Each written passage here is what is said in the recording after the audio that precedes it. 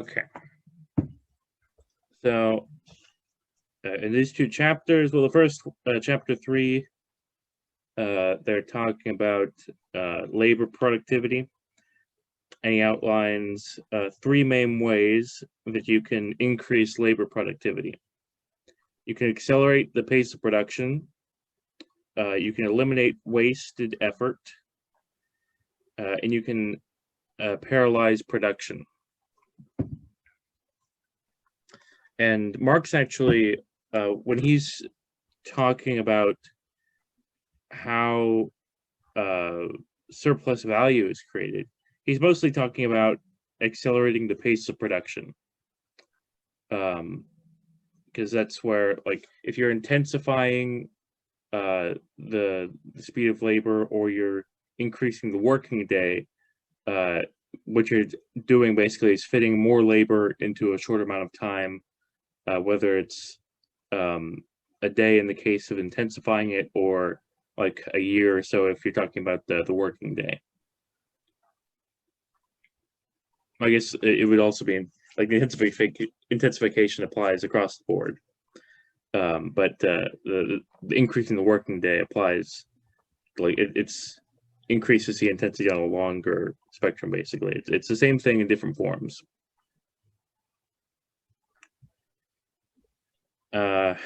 And in paralyzing production, that actually seems to have a lot to do with the division of labor, right?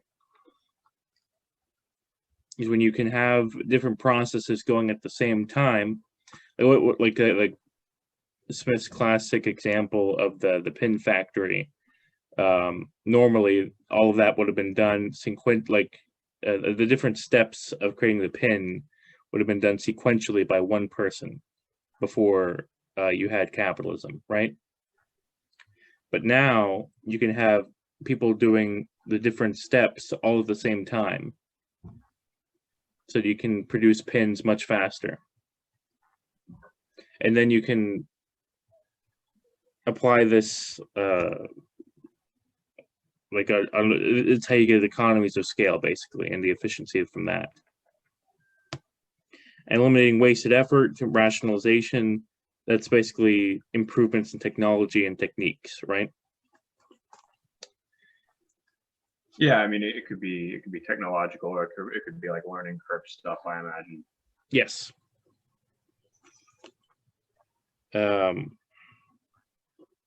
So what he does say about increasing labor productivity by integrating into like their analysis of entropy is that it's always lowering entropy in terms of what's being produced, or in the process of production. So we're necessarily through ascribing like human information onto a good, we are decreasing entropy. The process of increasing productivity requires more precision. It requires us being able to control more aspects of the process of production, which also entails lowering entropy. And this is, well, in that specific way, it's lowering algorithmic entropy, not like classical, like thermodynamics of like heat and stuff. All of this is taking up energy in terms of like the fuel and like gas or food or whatever. Like we're increasing entropy in terms of like the way that we normally talk about it in science, because that's required to do work and all. But if you're paralyzing production, you are decreasing entropy without like, because the information required to do a task is that much lower. It can be condensed down to a smaller like equation or like a set of commands, right? Yeah. This is the first time in a political economic context that I've seen an attempt to describe the entire economy and its processes of production entirely in terms of information. I think Yeah. I think that's probably because these guys are computer scientists, but this is the first time I've seen it condensed into an attempt to condense it into strictly information per se. Oh yeah. Well, actually, and we'll see this when we get down to the later chapters. Hayek does this as well a little bit, but he didn't have access to information theory quite like we do. It was still kind of in its infancy when he was writing. But Cockshot is a computer scientist. I forget what exactly he specialized in because he mostly just seems to pump out papers about the labor theory of value. But that is what he's hired to do at some university in Britain. I have here my notes that iteration causes digital and thermodynamic entropy to converge. I think he mentions that somewhere. So like, I'm trying to remember why I wrote that down. I'm assuming it has something to do with how, like, eventually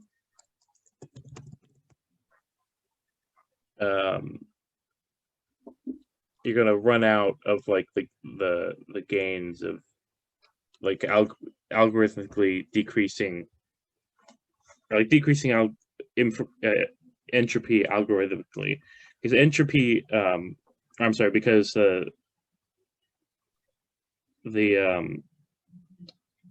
like you can increase productivity by like simplifying the commands that you're giving out, right? If you make everything, this is the whole basis of like interchangeable parts and stuff like that. Yeah, standardization. Yeah. I guess the idea is that as you do that more and more, eventually it'll just come down to the physical process, that you won't that I think he mentions this even with like the nanotechnology stuff, that when you get precise enough, basically the difference between information and the thermodynamic entropy is that there isn't any. It's the same physical process. So you won't see a divergence anymore.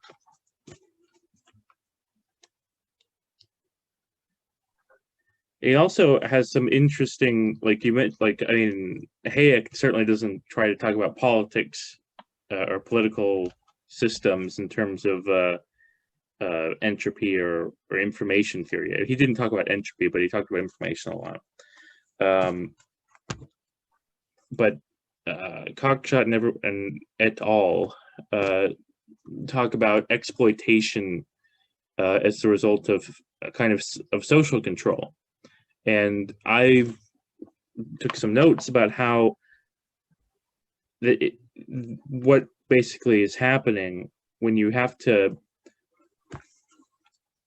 it's because of that social control. We can think about this in terms of like control, in terms of like the precision, and that we're talking about in the production process and in information, because labor can be controlled by like the ruling class, by capitalists. It is what allows like labor productivity to be a main driver, or changes in labor productivity to be a main feature of capitalism. The exploitation would be impossible if the intensity and length of the working day were like not able to be controlled by the capitalist class, basically. Say that one more time.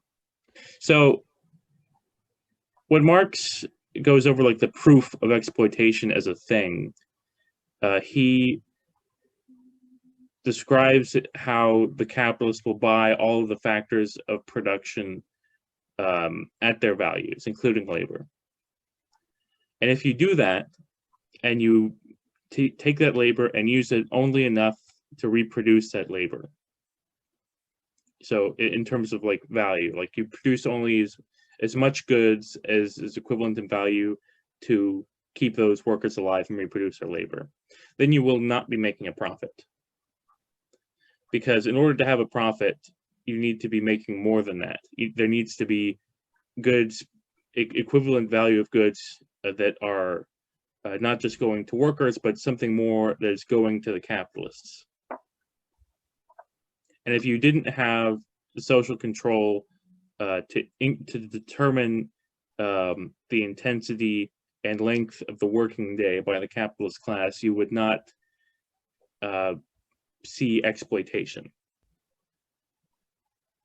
Gotcha. That makes sense.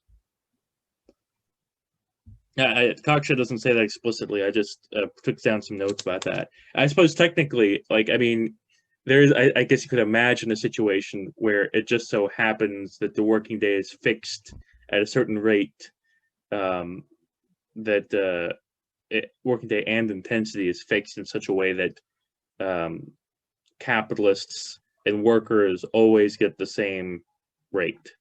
But I mean, if that was fixed in a pre-capitalist time, then you wouldn't have a capitalist class, right? Right. Anyway, that's kind of a digression.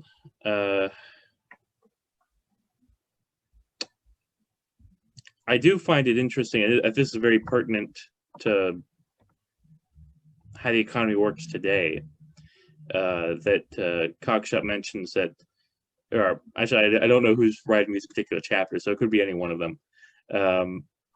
But in the book, they mention that production dominated by copying, the more it's dominated by copying, the more you can just reproduce things by instantaneously copying the information, the more it undermines the basis for commodity production as a way of organizing the economy, which is like, it's talking about software and the monopolies created by copyright and patents and stuff like that, that allows profits to be made on that kind of stuff.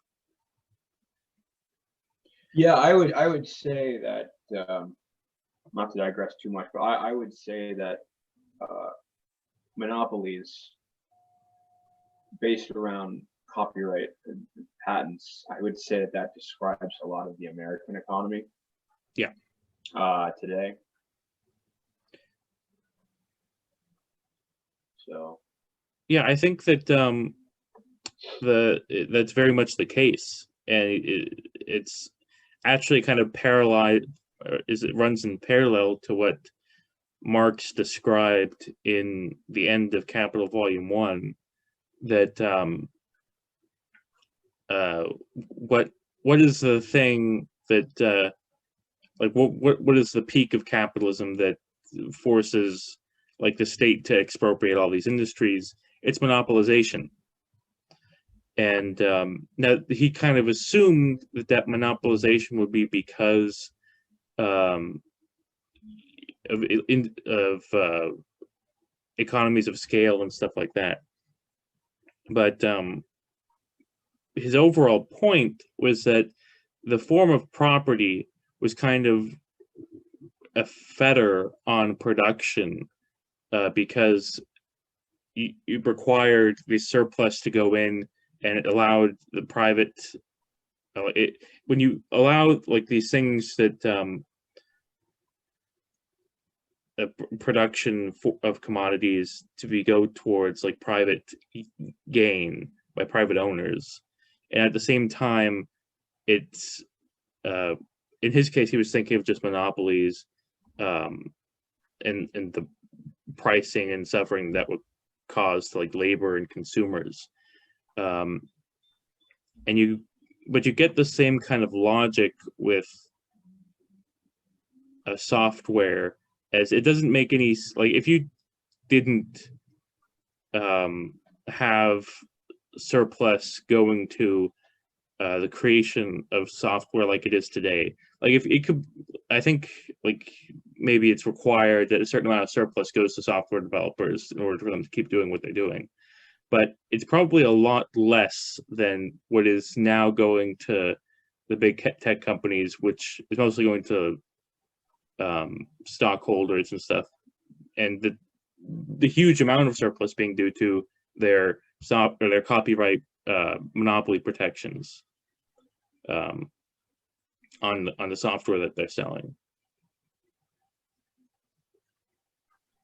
So if you just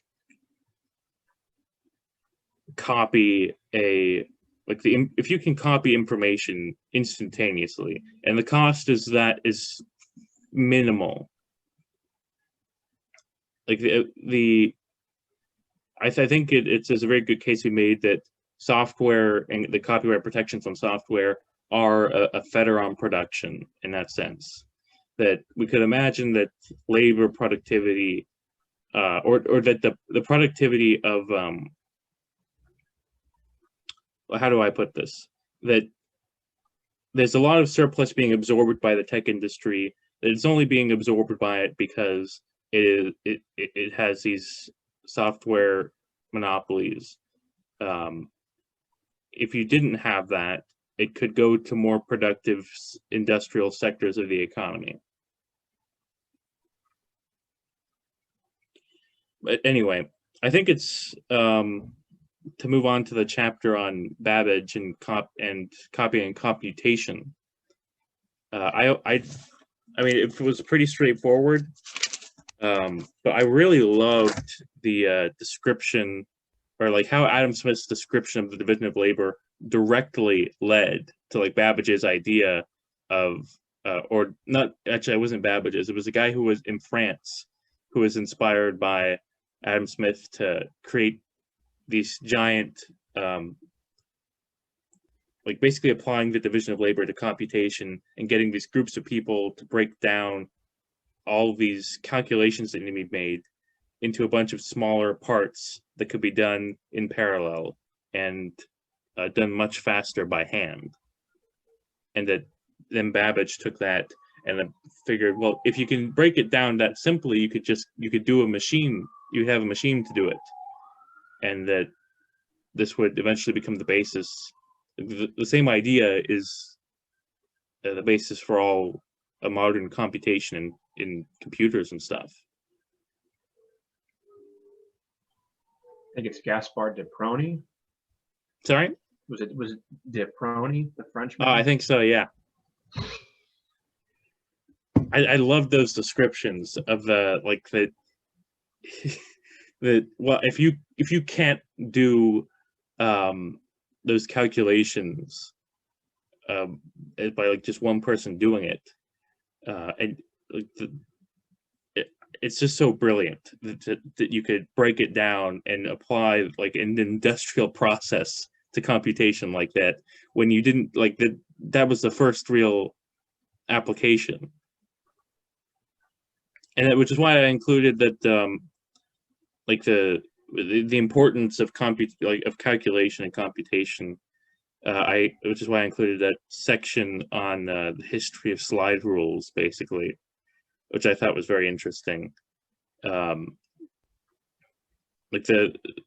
in the Industrial Revolution doesn't really happen unless you're not just it doesn't happen without this computational aspect, that we get this much better and more precise at doing calculations.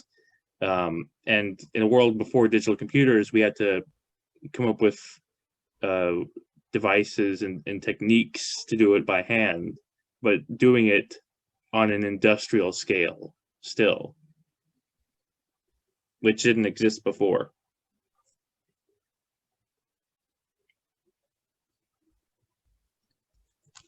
I mean, that's all I pretty much have for those two chapters. Was there a different aspect that you wanted to discuss while we're here? Or would we be able to discuss chapter 5? Sure. This is a little different, a little less straightforward than Babbage, not least because there's lots of discussion of computer talk, computation. But he's getting in, I mean, just from the chapter headline, I mean, we're getting into a theme of a universal machine. Would you be able to expand on that at all? Oh boy. So I have not done my rereading for chapter 5, but from what I remember, like the universal machine, actually, I guess he talks first about universal computers, and then there's the universal machine. And a universal computer is just like a computer that can do any mathematical task, theoretically. It's like the Turing machine.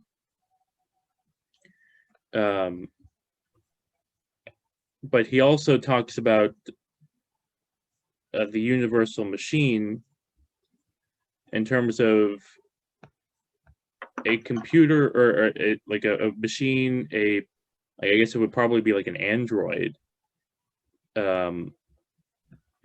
that can do any task, that can be universally applied to any task, which is kind of what humans are now, and which is why that they are used, like why the labor theory of value works is because labor is an input to every process of production, and necessarily so. And it's because humans can basically do any task given enough time.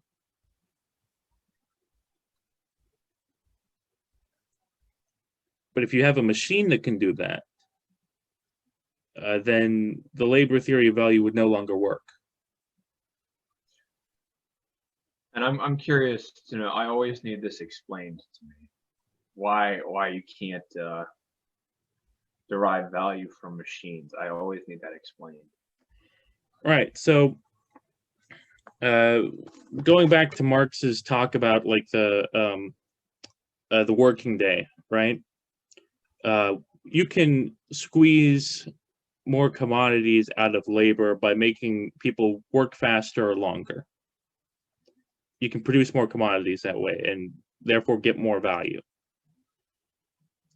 But if you were to try to run a machine faster, you would just wear it out faster. If you, like a machine, like you already are using machines to their fullest extent when you get them, unless like they become obsolete or something. Like, so when you buy a machine, and this is very evident in the way that depreciation costs are calculated in a firm. They'll take the machine and take its expected lifespan, and then use some method. The most straightforward is just dividing that lifespan into like each year,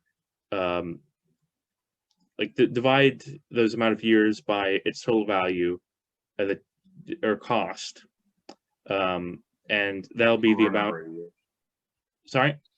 Dividing its cost over a number of years. Yes, and you would take that, and that'll be the cost of the machine. That'll be the value added of that machine for 1 year, or divided by however many commodities. Same thing. So the full value of the machine is represented in the commodities that are sold.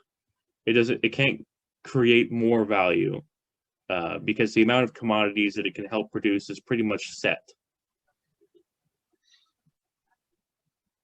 Interesting. Okay. I mean, you can boost it by like using different techniques or something, but the same issue applies. It's in that, like, when we're talking about like why that doesn't increase, like,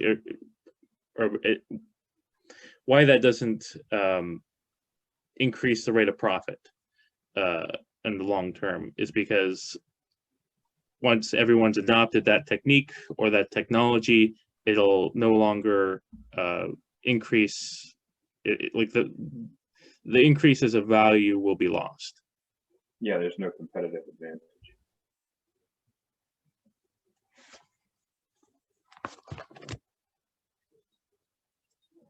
Okay, interesting. Have any other questions or thoughts about it?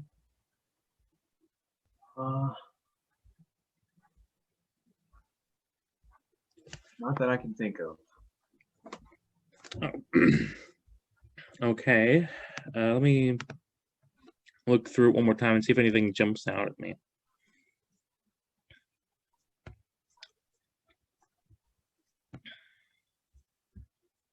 I did like the whole discussion of Turing machines, because this was all new to me. I've never taken a computer science class or anything like that. Neither have I. I am self-taught in a couple languages, mostly, like R, which is great.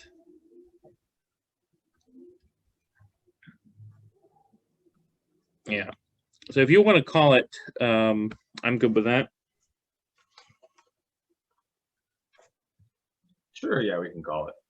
Okay. And hopefully we'll get more people next week or in 2 weeks. Sure. Okay. Do we want to still do 5 and 6, or do we want to do 6 and 7 for next week? We can ask people in the chat. Sounds good. All right. I'll see you. All right, man.